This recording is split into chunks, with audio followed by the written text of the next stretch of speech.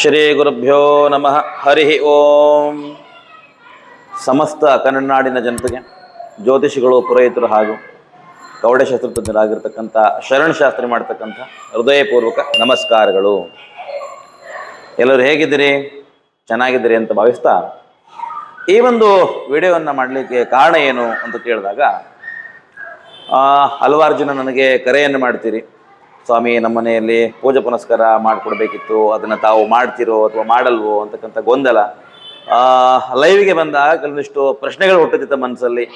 ಉಚ್ಚಾಟನೆ ಅಂತ ಹೇಳ್ತಾರೆ, ಅಥವಾ ಏನು ಕೇಳಿದ್ರೆ ವಿಮೋಚನೆ ಅಂತ ಹೇಳ್ತಾರೆ, ಬೇರೆ ಬೇರೆ ಪೂಜೆಗಳ ಬಗ್ಗೆ ಮಾಹಿತಿಯನ್ನು ಕೊಡ್ತಾರೆ. ಆದರೆ ಆ ಪೂಜೆಯನ್ನು ಸ್ವಾಮಿಯವರು ಮಾಡ್ತಾರೋ ಅಥವಾ ಮಾಡಲ್ವೋ ಅಂತಕ್ಕಂಥ ವಿಚಾರ ಬರುತ್ತೆ. ನೋಡಿ, ನಾನು ಮೊದಲೇ ಹೇಳಿದಾಗೆ ನಾವು ಜ್ಯೋತಿಷಿಗಳು, ಪುರೋಹಿತರು ಹಾಗೂ ಗೌಡಶಾಸ್ತ್ರ ಆಗ್ತಕ್ಕಂಥವ್ರು.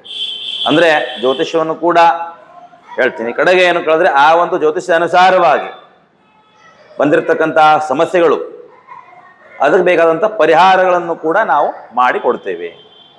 ಅದನ್ನು ಹೊರತುಪಡಿಸಿ ನಿಮ್ಮ ಮನೆಯಲ್ಲಿ ಗೃಹ ಪ್ರವೇಶ, ಸತ್ಯನಾರಾಯಣ ಪೂಜೆ, ಯಾಗಗಳು, ದೇವಸ್ಥಾನದ ಪ್ರತಿಷ್ಠೆಗಳು ಎಲ್ಲವನ್ನು ಕೂಡ ಶುಭ ಕಾರ್ಯಗಳನ್ನು ಸಹಿತ ಏನು ಮಾಡ್ತಕ್ಕಂಥದ್ದು ಕೇಳಿದ್ರೆ ಮಾಡಿಕೊಡ್ತಕ್ಕಂಥದ್ದು. ಈ ಒಂದು ವಿಡಿಯೋದಲ್ಲಿ ನಮಗೆ ತುಂಬ ಬೇಕಾಗಿರ್ತಕ್ಕಂಥ ಆತ್ಮೀಯರು, ಅವರ ಒಂದು ಮನೆಯ ಗೃಹ ಪ್ರವೇಶವನ್ನು ಮಾಡಿಕೊಡ್ಲಾಗಿದೆ. ಅದರ ಒಂದು ಚಿಕ್ಕದಾದಂಥ ಝಲಕ್ಕಿದೆ, ಅದನ್ನೆಲ್ಲರೂ ಕೂಡ ನೋಡ್ಕೊಂಡು ಬನ್ನಿ. ತಮಗೆ ಆ ಒಂದು ಪೂಜೆ ಹೇಗನ್ನಿಸ್ತು, ಅಲಂಕಾರ, ಆರಾಧನೆ, ಅದರ ವೈಶಿಷ್ಟ್ಯತೆ ಯಾವ ರೀತಿಯಾಗಿತ್ತು ಅಂತಕ್ಕಂಥ ಒಂದು ವಿಚಾರವನ್ನು ತಾವು ಕಣ್ಣಾರೆ ನೋಡ್ಬಿಟ್ಟು ಕಮೆಂಟ್ ಮುಖೇನವಾಗಿ ತಿಳಿಸ್ತಕ್ಕಂಥದ್ದು. ತಮ್ಮ ಮನೆಯಲ್ಲೂ ಕೂಡ ಆ ರೀತಿಯಾದಂಥ ಪೂಜೆ ಪುನಸ್ಕಾರನ ಮಾಡಬೇಕಾದಲ್ಲಿ ಕೆಳಗಡೆ ನನ್ನ ವಾಟ್ಸಪ್ ನಂಬರನ್ನು ನಮ್ಮ ಟೀಮ್ ಮೆಂಬರ್ ಹಾಕಿರ್ತಾರೆ. ಆ ನಂಬರ್ಗೆ ಕರೆ ಮಾಡ್ಬೋದು, ನನ್ನನ್ನು ಸಂಪರ್ಕ ಮಾಡ್ಬೋದು. ಒಳ್ಳೆಯದಾಗಲಿ. ಸರ್ವೇ ಜನ ಸುಖಿನೋ ಭವಂತು, ಲೋಕ ಸಮಸ್ತ ಸುಖಿನೋ ಭವಂತು, ಸಮಸ್ತ ಸನ್ಮಂಗಳಾದಿ ಭವಂತು. ಒಳ್ಳೆಯದಾಗಲಿ.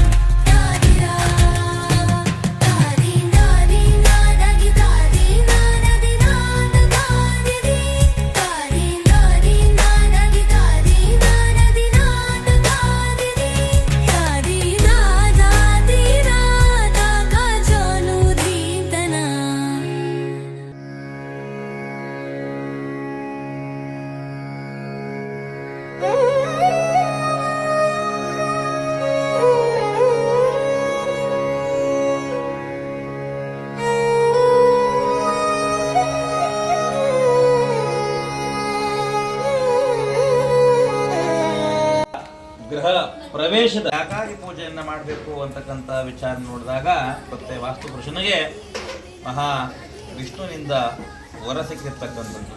ಎಲ್ಲಿ ಭೂಮಿಯಲ್ಲಿ ಪೃಥ್ವಿಯಲ್ಲಿ ಎಲ್ಲಿ ಹೊಸ ಕಟ್ಟಡಗಳು, ದೇವಾಲಯಗಳು, ಅಣೆಕಟ್ಟಡಗಳು ಅಥವಾ ಮನೆಗಳು ಯಾವ ಕ್ಷೇತ್ರವಾಗಿರ್ಬೋದು ಅಲ್ಲಿ ವಾಸ್ತು ಪುರುಷನಿಗೆ ವಾಸವಾಗಲಿಕ್ಕೆ ಅವಕಾಶವನ್ನು ಮತ್ತು ವರವನ್ನು ನೀಡಿರ್ತಕ್ಕಂಥದ್ದು ಮಹಾವಿಷ್ಣು.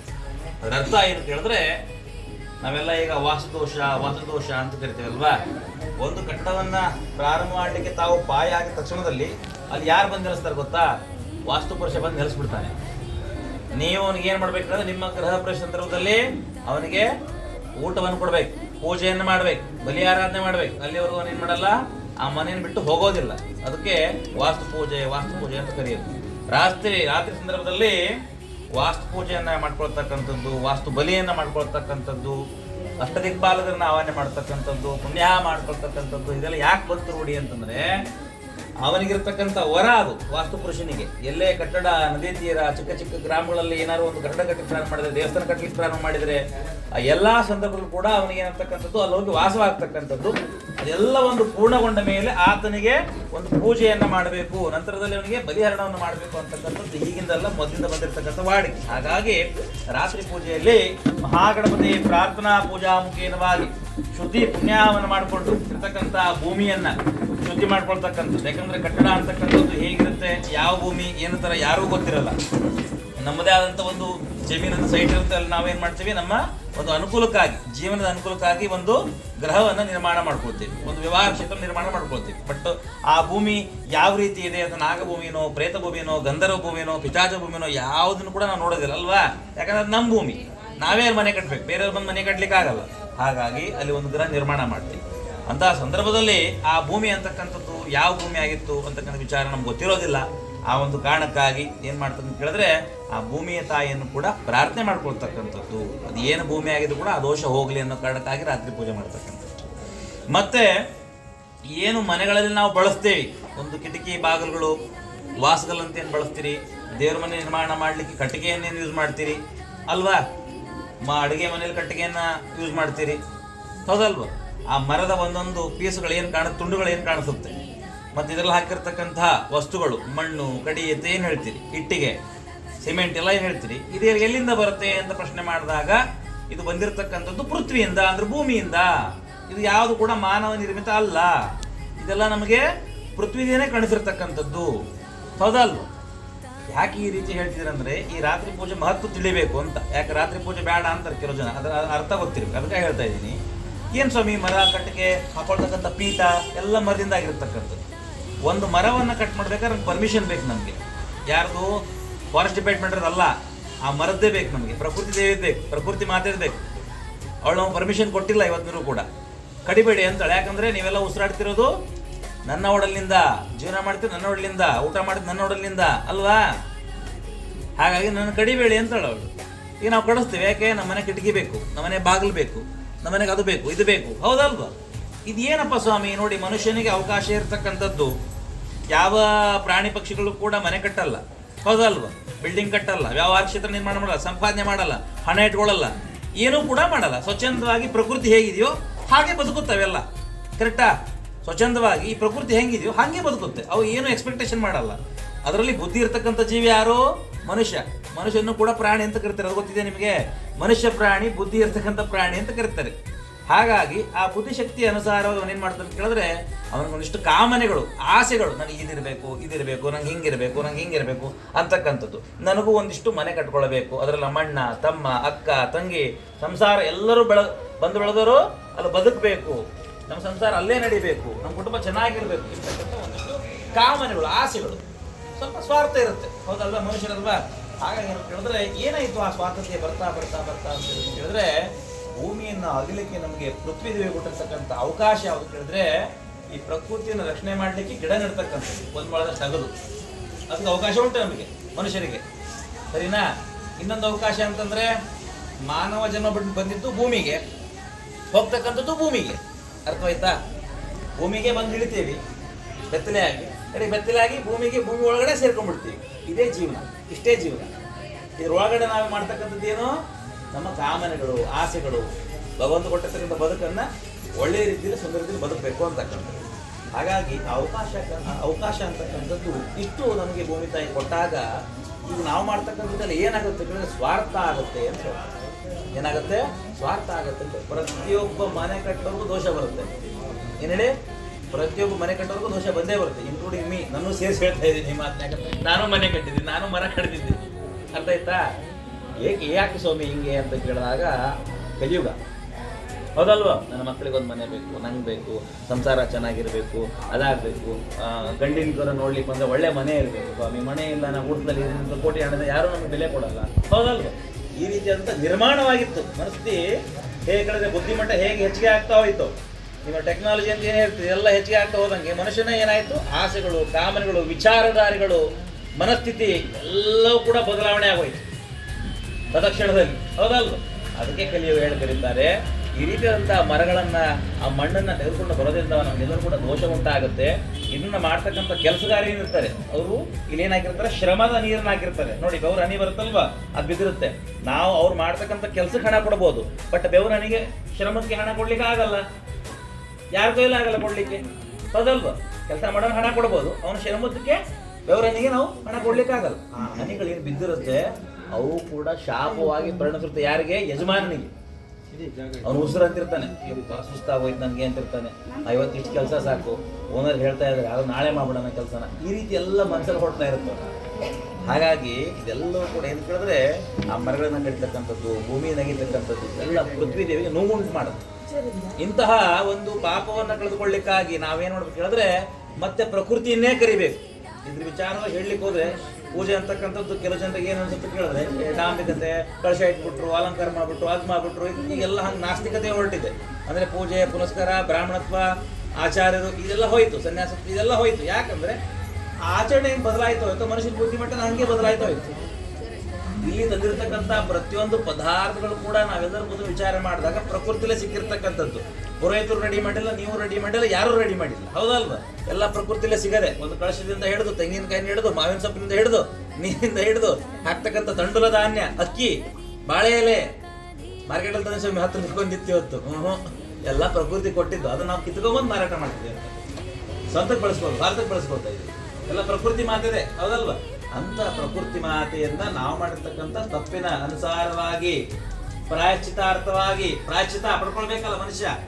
ಪ್ರಾಯಶ್ಚಿತಕ್ಕಿಂತ ಮತ್ತೊಂದು ಶಿಕ್ಷೆ ಇಲ್ವಂತೆ. ಹೌದಲ್ವಾ? ಅಂತ ಪ್ರಾಚಿತಾರ್ಥವಾಗಿ ಭಗವಂತನಲ್ಲಿ ಕ್ಷಮೆಯನ್ನು ಮಾಡಿ ನಾವೆಲ್ಲರೂ ಕೂಡ ಶಿರವನ್ನು ಬಾಗಿಸಿ ನಿನ್ನ ಅನುಗ್ರಹದಿಂದ ನನಗೆ ಇದೆಲ್ಲ ಪ್ರಾಪ್ತವಾಗಿದೆ, ಆ ಕಾರಣಕ್ಕಾಗಿ ನಾನು ಏನು ಮಾಡ್ತೇನೆ, ನಿನ್ನನ್ನು ಕರಿತಾ ಇದ್ದೀನಿ. ಮತ್ತು ನಾನು ನಿನ್ನ ಸ್ವರೂಪವನ್ನೇ ನಾನು ಪೂಜೆ ಮಾಡ್ತಾ ಇರ್ತಕ್ಕಂಥದ್ದು. ಬಾಳೆ ಎಲೆ, ಮಾವಿನ ಸೊಪ್ಪು, ಹೂವು, ಹಣ್ಣು, ತಾಂಬೂಲ ಇವೆಲ್ಲ ಏನು ಹೇಳ್ತೀರಿ, ಎಲ್ಲೋ ಪ್ರಕೃತಿ ದೇವತೆಗಳು, ಪಂಚಭೂತಗಳಲ್ಲಿ ಸಿಗ್ತಕ್ಕಂಥದ್ದು. ಪಂಚಭೂತವಾಗಿರ್ತಕ್ಕಂಥ ಪರಮಾತ್ಮ ಎಲ್ಲಿದ್ದಾನೆ? ಇಲ್ಲೇ ಇದ್ದಾನೆ. ಎಲ್ಲಿದ್ದಾನೆ? ಭೂಮಿ ಮೇಲೆ ಇದ್ದಾನೆ. ಎಲ್ಲೋ ಹಿಮಾಲಯದಲ್ಲೋ, ಅಲ್ಲೋ ಇಲ್ಲೋ, ಸ್ವರ್ಗಲೋಕದಲ್ಲೋ, ಮತ್ತೆ ಲೋಕದಲ್ಲೋ ಎಲ್ಲಿಲ್ಲ. ಅವನು ಎಲ್ಲಿದ್ದಾನೆ? ನಮ್ಮ ಹತ್ರನೇ ಇದ್ದಾನೆ, ಈ ಪ್ರಪಂಚದಲ್ಲಿದ್ದಾನೆ. ಇಂತಹ ಪ್ರಕೃತಿ ದೇವತೆಗೆ, ಪಂಚಭೂತಗಳ ಸ್ವರೂಪದಂಥ ಪರಮಾತ್ಮನಿಗೆ ಪೂಜೆ ಅಂತಕ್ಕಂಥ ವಿಧಾನ, ಕಳಶವನ್ನ ಕೂರಿಸ್ತಕ್ಕಂಥದ್ದು, ನಾವು ಮಾಡಿರ್ತಕ್ಕಂಥ ಕೆಲವೊಂದಿಷ್ಟು ತಪ್ಪುಗಳೇನಿದೆ ಮನೆ ಕಟ್ಟತಕ್ಕಂಥ ಸಂದರ್ಭದಲ್ಲಿ ಆ ಎಲ್ಲವೂ ಕೂಡ ಕ್ಷಮೆಯನ್ನಿಸಿ ಈ ಮನೆಯಲ್ಲಿ ನಾವು ವಾಸವಾಗಲಿಕ್ಕೆ ನಮಗೇನು ಮಾಡ್ಬೇಕು, ನೀನು ಆಶೀರ್ವಾದ ಮಾಡಬೇಕು ಅಂತಕ್ಕಂಥದ್ದೇ ಪೂಜೆ. ಗೊತ್ತಿತ್ತಾ ಇದು ಎಷ್ಟು ಬಗ್ಗೆ? ಎಲ್ಲ ಗೊತ್ತಿರುತ್ತೆ ನಮಗೆ, ಆದರೆ ಸಿಂಪಲ್ ವಿಚಾರ ಗೊತ್ತಿರಲ್ಲ. ಸಣ್ಣ ಪುಟ್ಟದ್ದೇ ಗೊತ್ತಿರಲ್ಲ, ದೊಡ್ಡ ದೊಡ್ಡದು ಗೊತ್ತಿರುತ್ತೆ. ಕೆಲವು ಪುರಾಣಗಳು, ವೇದೋಪನಿಷತ್ತುಗಳು ಎಲ್ಲ ಗೊತ್ತಿರುತ್ತೆ. ಹಾಗೆ ಅಂತ ಪ್ರಾಚಿತಾರ್ಥವಾಗಿ ಭಗವಂತನ ಸ್ಮರಣೆ ಮಾಡಿಕೊಂಡು ನಾವಿಂತ ಗ್ರಹದಲ್ಲಿ ವಾಸ ಮಾಡಲಿಕ್ಕೆ ಅವಕಾಶವನ್ನು ಮಾಡಿಕೊಡ್ಬೇಕು. ಹಾಗೂ ನಾಳಿನ ಗೃಹ ಪ್ರವೇಶಕ್ಕೆ ಏನು ಮಾಡಬೇಕು, ನಿನ್ನ ಆಶೀರ್ವಾದ ಬೇಕು ಅಂತೇಳಿ ಮಹಾಗಣಪತಿ ಕುಲದೇವರನ್ನ ಪ್ರಾರ್ಥನೆ ಮಾಡಿಕೊಂಡು, ವರ್ಣದೇವ ವಾಸ್ತು ಪುರುಷ, ವರ್ಣ ಅಂತಕ್ಕಂಥವನು ಮಳೆ ಅಂತ ಹೇಳ್ತೀವಿ, ವಾಸ್ತು ಅಂತಕ್ಕಂಥವನು ಮನೆಯಲ್ಲೇ ಇರ್ತಕ್ಕಂಥವನು.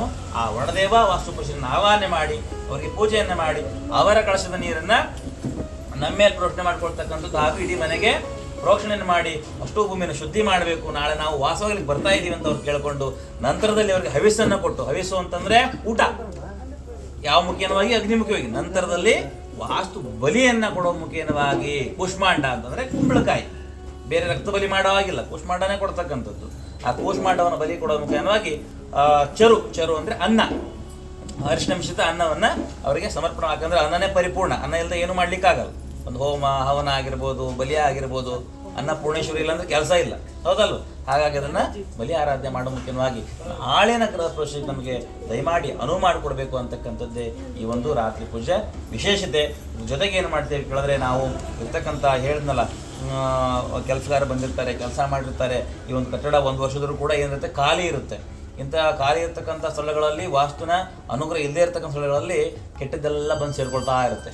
ನೋಡಿ, ಒಂದು ಮನೇಲಿ ನಾವು ದೀಪ ಅಂಟಿಸ್ತೀವಿ, ಹಾಗೆ ಇರೋಣ, ನಮಗೆ ದಿನ ನಮಗೆ ವ್ಯತ್ಯಾಸ ಗೊತ್ತಾಗುತ್ತೆ. ದೀಪ ಅಂಟಿಸ್ಬೇಡಿ ಮನೆಯಲ್ಲಿ, ಹಾಗೆ ಇರಿ. ದಿನ ಕ್ರಮೇಣ ಏನಾಗುತ್ತೆ, ನಿಮಗೆ ಅಶಾಂತಿ ಉಂಟಾಗುತ್ತೆ, ಜಗಳ ಸ್ಟಾರ್ಟ್ ಆಗುತ್ತೆ, ಮನಸ್ತಾಪ ಸ್ಟಾರ್ಟ್ ಆಗುತ್ತೆ. ಒಳಗಡೆ ಇರ್ಲಿಕ್ಕೆ ಫಸ್ಟ್ ಹೊರಗಡೆ ಹೋಗೋಣ ಅನಿಸುತ್ತೆ, ನಿದ್ದೆ ಬರಲ್ಲ. ಯಾಕೆ? ಅಲ್ಲಿ ದೇವತಾರಾಧನೆ ಮಾಡ್ತಿಲ್ಲ ಅಂತ ಅರ್ಥ. ಹಾಗಾಗಿ 1 ವರ್ಷದ ಕಟ್ಟಡ ಕಟ್ತಕ್ಕಂಥ ಸಂದರ್ಭದಲ್ಲಿ ಯಾವ ದೇವತಾರಾಧನೆ ಇರೋದಿಲ್ಲ, ಬರೀ ಕಟ್ಟಡ ಮಾತ್ರ ಬೆಳೀತಾ ಇರುತ್ತೆ, ದೇವತಾರಾಧನೆ ಇರೋದಿಲ್ಲ. ಅಂಥದ್ರಲ್ಲಿ ಕೆಟ್ಟ ಶಕ್ತಿಗಳು ಎಲ್ಲ ಬಂದು ಸೇರ್ಕೊಳ್ಳುತ್ತೆ, ಹೌದಲ್ವ? ಯಾಕಂದ್ರೆ ಮಾಡ್ತಕ್ಕಂಥ ಕೆಲಸಗಾರರು ಕೂಡ ಹಿಂಗೇ ಮಾಡ್ತಾರೆ ಅಂತ ಹೇಳಲಿಕ್ಕಾಗಲ್ಲ. ಅವರಿಂದನೂ ಕೆಲವಷ್ಟು ತಪ್ಪುಗಳಾಗತ್ತೆ. ಯಾಕಂದ್ರೆ ಅವ್ರು ಹೊಟ್ಟೆಪಾಡಿ ಮಾಡ್ತಕ್ಕಂಥದ್ದು ಕೆಲಸವನ್ನು, ಹೌದಲ್ಲ? ಹೊಟ್ಟೆಪಾಡಿ ಮಾಡ್ತಾರೆ ಕೆಲಸವನ್ನು. ಅವ್ರು ಯಾವ ರೀತಿ ಶಾಸ್ತ್ರನ ಫಾಲೋ ಮಾಡ್ಲಿಕ್ಕಾಗಲ್ಲ, ಪ್ರತಿನಿತ್ಯ ಸ್ನಾನ ಮಾಡ್ಕೊಂಡು ಬಂದೇ ಮಾಡ್ಲಿಕ್ಕಾಗಲ್ಲ, ಕೆಲವೊಂದನ್ನ ತಪ್ಪು ಹೋಗುತ್ತೆ. ಹಾಗಾಗಿ ಅವೆಲ್ಲವೂ ಕೂಡ ಏನು ಕೇಳಿದ್ರೆ ಭೂದೋಷ ಉಂಟು ಮಾಡ್ತಕ್ಕಂಥದ್ದು. ಅಂತಹ ಭೂದೋಷ ನಿವಾರಣೆ ಮಾಡಲಿಕ್ಕಾಗಿಯೇ ಸುದರ್ಶನ ಮಂಡಲವನ್ನು ಹಾಕಿರ್ತಕ್ಕಂಥ ಯೋದೋಷ ಬುದ್ಧೋಷಗಳು ನಿವಾರಣೆ ಆಗಬೇಕು ಅಂತಕ್ಕಂಥದ್ದು, ಅದಕ್ಕೆ ಸುದರ್ಶನ ಮಂಡಲ ಹಾಕಿರ್ತಕ್ಕಂಥದ್ದು. ನಂತರದಲ್ಲಿ ಮಹಾಗಣಪತಿ ಸಮೇತವಾಗಿ ವಾಸ್ತು ಪುರುಷನಿಗೆ, ರಾಕ್ಷೋಗಣಗಳ ದೇವತೆಗಳಿಗೆ, ಸುದರ್ಶನ ಮಹಾದೇವತೆಗೆ, ಅಘೋರಾಸ್ತ್ರ ದೇವತೆಗೆ ಹವಿಸನ್ನು ಕೊಡೋ ಮುಖ್ಯವಾಗಿ ಎಲ್ಲ ದುಷ್ಟ ಅರಿಷ್ಟ ಬಾಧೆಗಳು ನಿವಾರಣೆ ಆಗಲಿ ಅಂತ ಹೇಳಿ ರಾತ್ರಿ ಪೂಜೆ ಹವನವನ್ನು ಮಾಡ್ತಕ್ಕಂಥದ್ದು. ಇದು ಇವತ್ತಿನ ರಾತ್ರಿ ಪೂಜೆ ವಿಶೇಷತೆ ಇರ್ತಕ್ಕಂಥದ್ದು. ಪೂಜೆಯನ್ನು ಪ್ರಾರಂಭ ಮಾಡೋಣ. ತಮ್ಮ ಕೈಯಲ್ಲಿ ಪೂಜಿತನ ನೀಡಿದ್ದೇನೆ, ಮನಸ್ಸಿನಲ್ಲಿ ಪ್ರಾರ್ಥನೆಯನ್ನು ಮಾಡ್ಕೊಳ್ಳಿ. ಪ್ರಾರ್ಥನೆ ಮಾಡೋ ಮುಖ್ಯವಾಗಿ ಪೂಜೆಯನ್ನು ಪ್ರಾರಂಭ ಮಾಡೋಣ.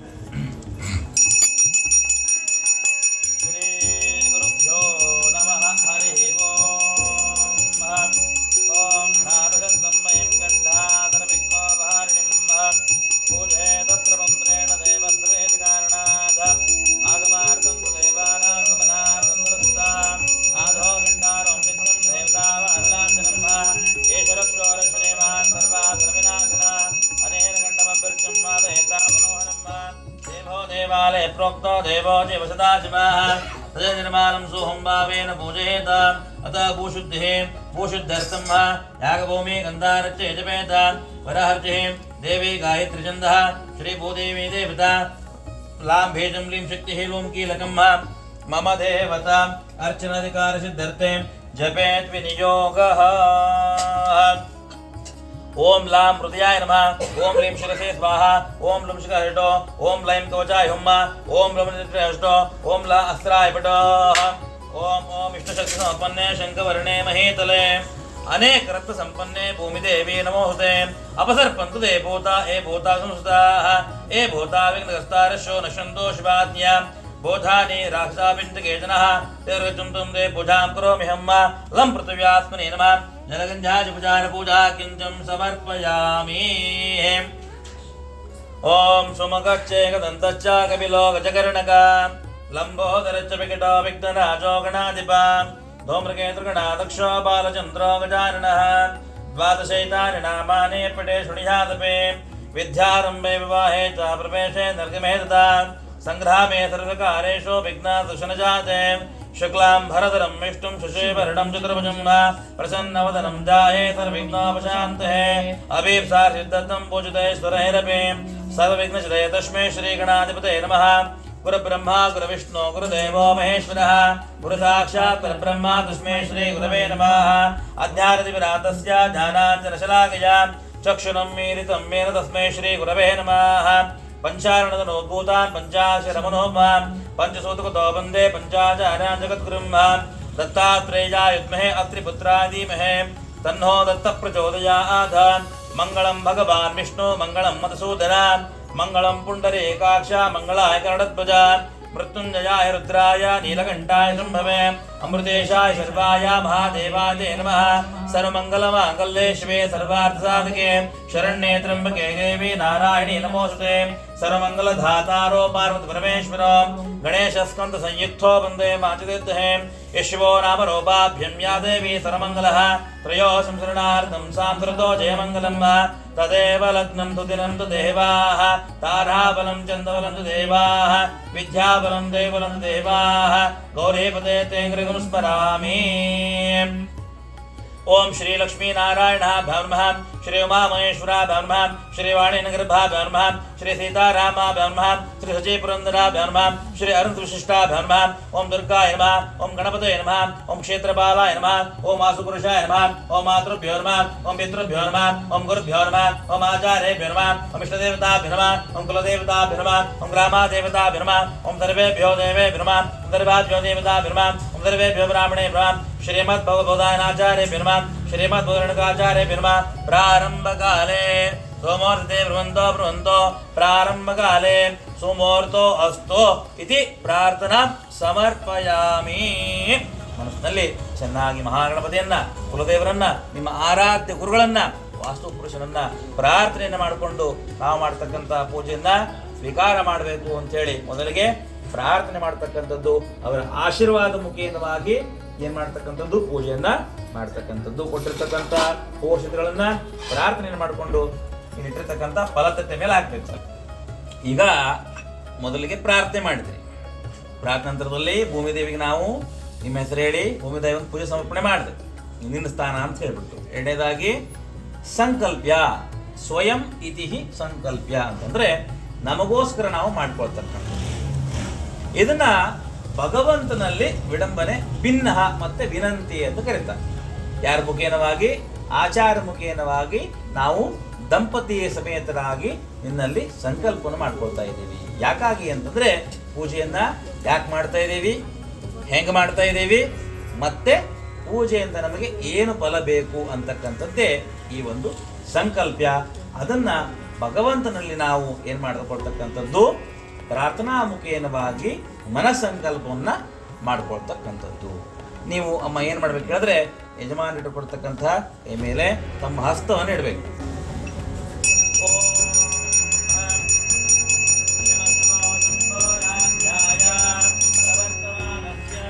ಆದ್ಯ ಬ್ರಹ್ಮಣೋ ದ್ವಿತೀಯ ಪರಾತ್ಮೆ ಶ್ವೇತವರಾಹ ಕಲ್ಪೆ ವೈವಸ್ವತ ಮನ್ವಂತರೆ ಕಲಿಯುಗೆ ಪ್ರಥಮ ಪಾದೆ ಜಂಬೋದ್ವೀಪೆ ಭರತ ವರ್ಷೆ ಭರತ ಖಂಡೆ ಮೇರೋ ದಕ್ಷಿಣ ದಿಗ್ಭಾಗೆ ಶ್ರೀಶೈಲಸ್ಯ ಪಶ್ಚಿಮ ಪ್ರದೇಶೆ ಕರ್ನಾಟಕ ದೇಶೆ ವ್ಯಾವಹಾರಿಕ ಚಾಂದ್ರಮಾನೇನ ಪ್ರಭವಾದಿ ಶಕ್ತಿ ಸಂವತ್ಸರನಾ ಮಧ್ಯೆ ಶ್ರೀ ಶಾಲಿವಾರ್ಷಿಕೆ 1947ನೇ विश्वावसुनाम संवत्सरे दक्षिणायन पुण्यकाले अस्यार्थम् आश्वयुज मासे हेमंत शरद ऋतो शुभ नक्षत्रे शुभ नाम योगे शुभ नाम करणे वासरस्तु शुभ मंगल वासरिक्तायां योग वासरिक्तायां शुभादिनेनम् अस्यार्थं नूतन गृह प्रवेश अंगाके प्रथम दिने संध्याकाले अस्य गृहे यजमानकस्य गोत्रोद्भवस्य सह कुटुंबानां क्षेम स्थैर्य धैर्य वीर्य विजय अभय आयु आरोग्यादि ऐश्वर्यादि अभिवृद्ध्यर्थं धर्म अर्थ काम मोक्ष चतुर्विध फल पुरुष अर्थ सिद्ध्यर्थं मम आध्यात्मिक आदिदैविक आदिभौतिक तापत्रय त्रिविध उपद्रव निवारण अर्थम गृहे अलक्ष्मी दोष निवारण अर्थम महालक्ष्म्याः स्थैर्यता शुभता स्थिरता सौभाग्य सदाकाल सिद्ध्यर्थं मम नूतन गृह प्रवेश अंगाके प्रथम दिने संध्याकाले श्री महागणपति प्रार्थना मुखेन वरुण वास्तुपुरुष पूजाख्यं पुण्याः वाचन मुखेन श्री कुलदेवता प्रार्थना मुखेन श्री महागणपति प्रार्थना मुखेन राक्षोघ्न अघोरास्त्र सुदर्शन वास्तु होमाख्यं श्री महा सुदर्शन मंडल पूजाख्यं आराधनम् तदादो श्री कुलदेवता अनुग्रह मुखेन श्री वास्तुपुरुष वास्तुबले पूजाराधनं मम इति शुभ दिने आचार्य मुखेन कर्म करिष्ये इति संकल्प्य ಇವತ್ತು ಏನು ಪೂಜೆ ನಡೆಯಿತು ಅಷ್ಟು ಮಾತ್ರ ಸಂಕಲ್ಪ. ಮತ್ತು ನಾಳಿನ ಪೂಜೆ ಏನು ಅಂತ ಹೇಳಿದ್ರೆ ಗಂಗೆ ಪೂಜೆ, ಗೋಪೂಜೆ, ವಾಸ್ಕಲ್ ಪೂಜೆ, ತುಳಸಿ ಪೂಜೆ ಇವೆಲ್ಲವನ್ನು ಮಾಡಿಕೊಂಡು ಪ್ರವೇಶ ಮಾಡ್ತಕ್ಕಂಥದ್ದು. ಹಾಗೂ ಏನು ಅಂತ ಹೇಳಿದ್ರೆ ಅಗ್ನಿ ಮೂಲೆಯಲ್ಲಿ ಅಗ್ನಿದೇವನ ಆವಾಹನೆ ಮಾಡಿ ಅನ್ನಪೂರ್ಣೇಶ್ವರನ ಪ್ರಾರ್ಥನೆ ಮಾಡಿಕೊಂಡು ಕ್ಷೀರ ಉಕ್ಕಿನ ಅಂದರೆ ಹಾಲಿನ ಉಕ್ಸು ಮುಖೇನವಾಗಿ ಏನು ಮಾಡ್ತಾರೆ ಅಂತ ಹೇಳಿದ್ರೆ ಪ್ರಥಮವಾಗಿ ಮನೆಯಲ್ಲಿ ಅಗ್ನಿ ಮೂಲೆಗೆ ಪೂಜೆ ಮಾಡ್ಕೊಂಡು ಆ ಒಂದು ಅನ್ನಪೂರ್ಣೇಶ್ವರ ಅನುಗ್ರಹವನ್ನು ಪ್ರಾರ್ಥನೆ ಮಾಡ್ತಕ್ಕಂಥದ್ದು. ಹಾಗೂ ಮನೆ ಕುಲದೇವಿ ಮತ್ತು ದೀಪ ಹಚ್ಚತಕ್ಕಂಥದ್ದು. ನಂತರದಲ್ಲಿ ಏನು ಕೇಳಿದ್ರೆ ಮಹಾಗಣಪತಿ, ಮಹಾಮೇಶ್ವರ, ಲಕ್ಷ್ಮೀನಾರಾಯಣ, ಅಷ್ಟಲಕ್ಷ್ಮಿಯರು, ಕುಲದೇವತಾ, ಆದಿತ್ಯಾದಿ ನವಗ್ರಹಗಳು, ವಾಸ್ತುಪುರುಷ, ಮಹಾಮೃತ್ಯುಂಜಯ ಇವರೆಲ್ಲರನ್ನು ಕೂಡ ಏನಂತಂದರೆ ಕಳಶಮುಖಿಯವಾಗಿ ಆರಾಧನೆ ಮಾಡ್ತಕ್ಕಂಥದ್ದು ನಾಳಿನ ದಿವಸದಲ್ಲಿ. ಅದೇ ರೀತಿಯಾಗಿ ನಾಳೆ ಪ್ರಾತಃ ಕಾಲದ ಬೆಳಗ್ಗೆ ಕಾರಸತಿ ಗಣಪತಿ ಹೋಮ, ಕುಲದೇವತಾ ಹೋಮ ಹಾಗೂ ಆದಿತ್ಯಾದಿ ನವಗ್ರಹ ಹೋಮಗಳು ಆಗ್ತಕ್ಕಂಥದ್ದು. ಶ್ರೀ ಲಕ್ಷ್ಮೀನಾರಾಯಣ ಹಾಗೂ ಉಮಾಮೇಶ್ವರ ಹೋಮ ಆಗ್ತಕ್ಕಂಥದ್ದು. ನಂತರದಲ್ಲಿ ಪೂರ್ಣವಾಗಿ ಕೊಡ್ತಕ್ಕಂಥದ್ದು ನಾಳಿನ ಆಗಿರುತ್ತೆ. ಮಂತ್ರ ಕಂಟೆಕ್ಟ್ ಮಾಡ್ಕೊಳ್ಳಿ. ಅದನ್ನು ಬಲಗೈಯಲ್ಲಿ ಹಾಕ್ಕೊಂಡು ಈ ತಟ್ಟೆ ಇದೆಯಲ್ವಾ, ಇದರೊಳಗಡೆ ನಮ್ಮ ಎಡಗೈಯಿಂದ ಒಂದು ಗಂಟೆ ನೀರನ್ನು ಹಾಕ್ಕೊಳ್ಬೇಕು, ಅದ್ರಲ್ಲಿ ಬಿಡಬೇಕು. ಎಡಗೈಯಿಂದ ಒಂದು ಗಂಟೆ ನೀರನ್ನು ಹಾಕ್ಕೊಂಡು ಬಲಗೈಯಿಂದ ಬಿಡಬೇಕು. ಒಬ್ಬೊಬ್ಬರೇ ಮಾಡ್ತಾ ಹೋಗಿ.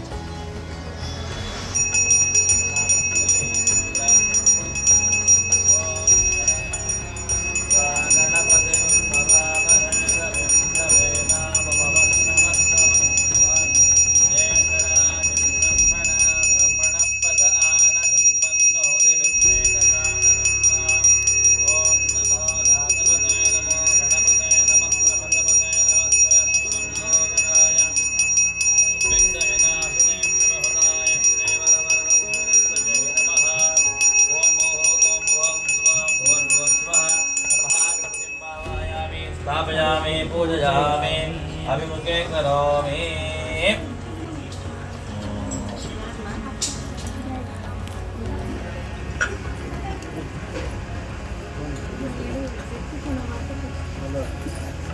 श्रीमन्महागणपतिदेवताभ्यो नमो नमः। ध्यायार्थे ध्यानं समर्पयामि। महादेवताभ्यो नमः। ओम ओम आवाहितो भव, स्थापितो भव, सन्निहितो भव, सम्मुखो भव, अवगुम्भितो भव, वरदो भव, व्याप्तो भव। जन्मदापदस्य आधारबिन्दो भाद्यं पादं समर्पयामि। हस्तारबिन्दो अर्घ्यं पर्घ्यं समर्पयामि। उकारबिन्दो आत्मं समर्पयामि।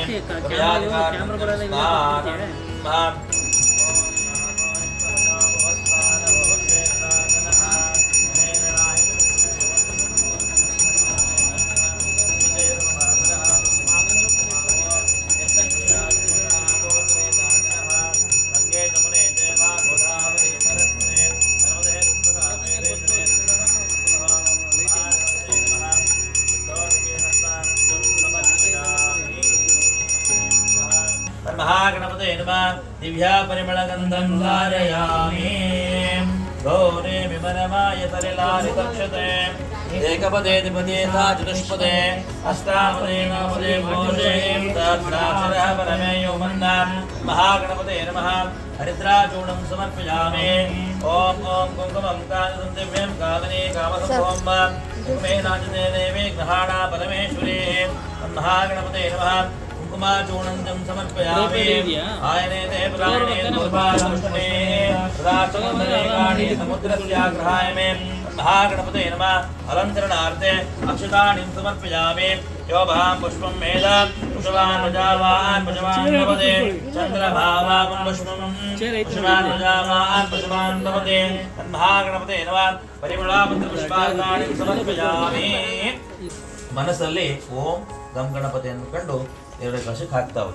ಓಂ ಓಂ ವಿನಾಯಕಾಯ ನಮಃ, ವಿಘ್ನರಾಜಾಯ ನಮಃ, ಗೌರಿ ಪುತ್ರಾಯ ನಮಃ, ಗಣೇಶ್ವರಾಯ ನಮಃ, ಸ್ಕಂದಗ್ರಜಾಯ ನಮಃ, ಭೂತಾಯ ನಮಃ, ದಕ್ಷಾಯ ನಮಃ, ದ್ವಿಜಪ್ರಿಯಾಯ ನಮಃ, ಅಗ್ನಿಗರ್ಭಜಿತಾಯ ನಮಃ, ಇಂದ್ರಜಯಪಾದಾಯ ನಮಃ, ವಾಣಿ ಬಲಪ್ರಮತಾಯ ನಮಃ, ಸರ್ವದೇವತಾಯಕಾಯ ನಮಃ, ಸರ್ವಧನಜಾಯ ನಮಃ, ಸರ್ವಪ್ರಿಯಾಯ ನಮಃ, ಸರ್ವಾತ್ಮಕಾಯ ನಮಃ, ಸೃಷ್ಟಿಕರ್ತಾಯ ನಮಃ, ದೇವಾನಗಜಿತಾಯ ನಮಃ, ಶಿವಾಯ ನಮಃ, शुद्धाय नमः, बुद्धिप्रियाय नमः, शान्ताय नमः, ब्रह्मचारिणे नमः, द्वैमातुराय नमः, मुनिस्तुत्याय नमः, भक्त विघ्न विनाशकाय नमः, एकदन्ताय नमः, चतुर्बाहवे नमः, चतुर्सहिताय नमः, चतुराय नमः, लम्बोदराय नमः, शोर्पकरणाय नमः, हिरम्बाय नमः, ब्रह्मवित्राय नमः, कालाय नमः, गणपतये नमः, कामिने नमः, सोमदौर्याग्निं लोचनाय नमः, व्यक्तमूर्ते मूर्तकाय नमः, पार्वती शङ्करो सङ्गकेलनोऽस्व वलनाराय नमः, समस्त जगदाधाराय नमः, वरमूषिकवाहनाय नमः, अटुताय नमः, प्रसन्नात्मने नमः, सर्वदेवतातने कारसिद्धि निर्विघ्नता।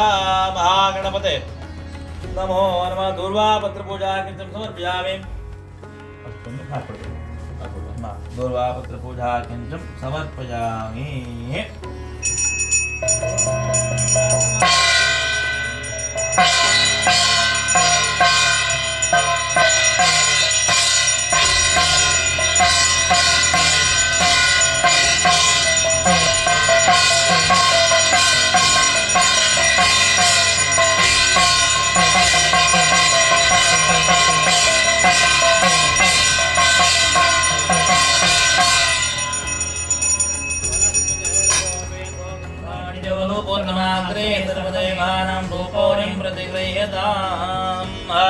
महागणपतिदेवतापर्यन्तां धूमभाग्रापयामि। स्थापितार्थं वेकसमेत पूगीफलनैवेद्यं निवेदयामि। स्वाहा। ओम ओम प्राणे स्वाने स्वाने स्वाने स्वाहा स्वानाय स्वाहा। मध्ये मध्ये पानीं समर्पयामि। समर्पितनैवेद्यं समर्पयामि। ಈ ಪಾಯಿಂಟ್ ಏನು ಬರೀ ಬೆಳಗ್ಗೆ 4 ಗಂಟೆಗೆ ಬೆಳಗ್ಗೆ ನೀನು ಎಷ್ಟು ಗಂಟೆ ಹುಟ್ಟಾಡ್ಲಿಗೆ ಅದರೊಳಗಡೆ ಹೋಗಿ ಫಲಸಮಾಯುಕ್ತಂ ನಾಗವಲ್ಲೇಂದ್ರಹೇತಂ ಕರ್ಪೂರಚೂರ್ಣಸಂಯುಕ್ತಂ ತಾಂಬೂಲಂ प्रतिगृहीतां तांबूलं निवेदयामि। तांबूलं विसर्जयामि। हिरण्यगर्भगर्भस्थं हेमवेदमिवावसो अनन्तपुण्यफलं प्रेषयामि। परमेश्वर महागणपते नमः।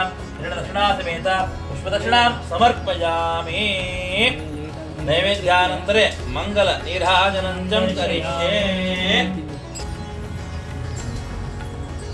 ನಿಧಾನವಾಗಿ ಗಣಪತಿಗೆ ಬೆಳಗ್ತಕ್ಕಂಥದ್ದು.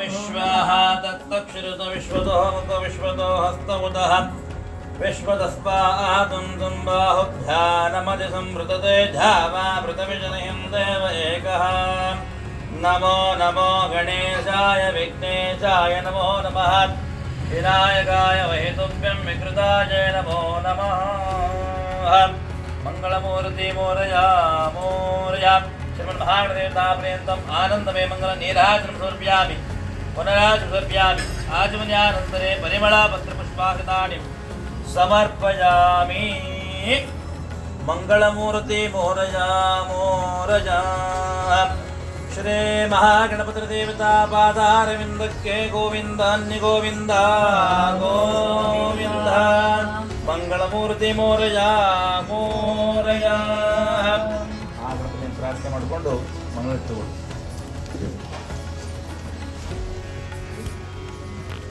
ಹಾಗೆ ಕೊಟ್ಬಿಡಿ.